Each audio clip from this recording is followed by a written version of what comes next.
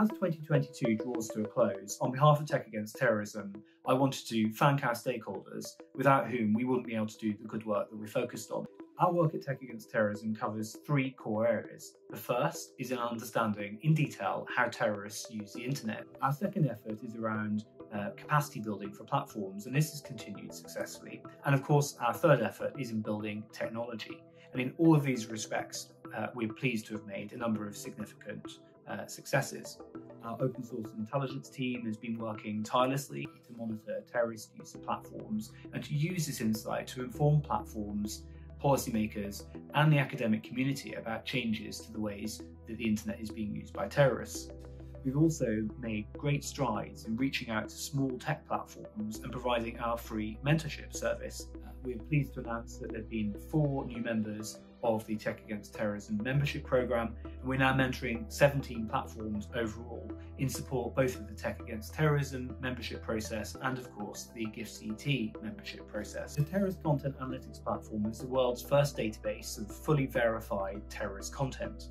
Not only have we won funding to focus on archiving and advanced technologies such as hashing of that material, but also we've maintained our ability to continue to report content to smaller platforms. Now, almost 20,000 pieces of unique terrorist content have been reported to smaller platforms with a removal rate in excess of 90%. The knowledge sharing platform is a tool and a website that we've created to help tech companies understand how they can more effectively remove terrorist content from their services. We now have more than 300 users from tech platforms signed up to the knowledge sharing platform to improve their understanding of how to tackle the terrorist use of the internet.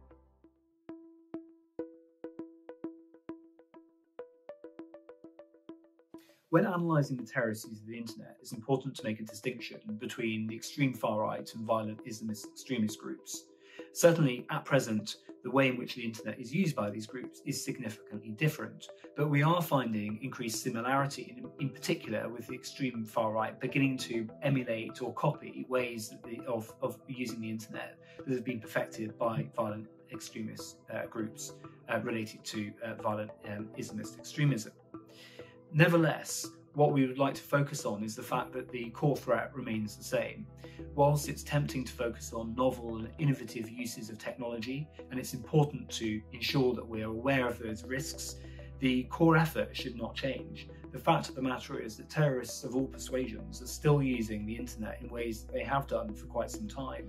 There is still content being shared, there are still URLs that need to be referred and taken action on.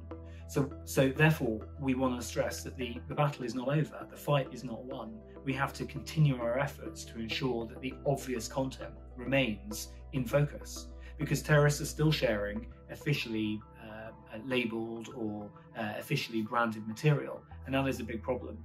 So in everything we do at Tech Against Terrorism, we want to ensure that we're focusing on the core issue first, whilst making sure that the broader threats are also in consideration. With that in mind, it's also important to focus on terrorist-operated websites. These are sites that terrorists can set up pretty easily, but actually are extremely difficult to take down. So whilst the efforts of the tech sector to remove terrorist content on, for example, social media platforms are laudable, and these efforts need to be maintained, we also need to focus on other forms of basic technology, and terrorist-operated websites are one of these concerns. In terms of ensuring that pressure remains, of course, there are some challenges in terms of a number of big platforms firing lots of their people. This presents a risk that over time, their efforts to effectively moderate content could become degraded. And in particular, with Twitter, we have concerns about this potential possibility. Should terrorists start exploiting Twitter en masse? Will Twitter have the capacity and capability to respond effectively? We don't know.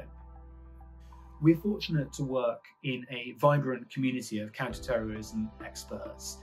Many of the people in this community are focused on building software, building technology, focusing on concrete activities. One of the challenges going into 2023 will be trying to coordinate a lot of this activity. For example, there are a number of crisis protocols that have made some successes in 2022. And what we are looking at is how can these be linked up? How can these be made more effective?